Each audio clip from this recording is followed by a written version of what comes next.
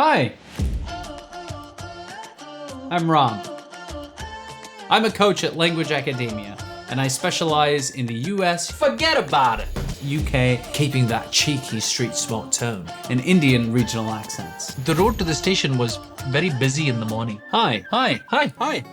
When I first got to NYU Tisch, I remember my first class was speech class. And in speech class, the first accent they teach you is the American theater standard. I remember looking around and wondering why they taught a room full of Americans the American theater standard. But then I realized that your own accent is the foundation for you to learn other accents. The way you compare and contrast different sounds, different placements in the mouths, that was your base. Really try to use your jaw D sound, kind of staccato, da-da-da-da-da-da. Curls back to the roof of the mouth. And eventually it just showed how much power accents actually have in shaping performance, in shaping character, in shaping the final layer of good acting. After finishing my degree, I moved to Los Angeles, which is where I met the lovely people at Language Academia, where I work with them now and I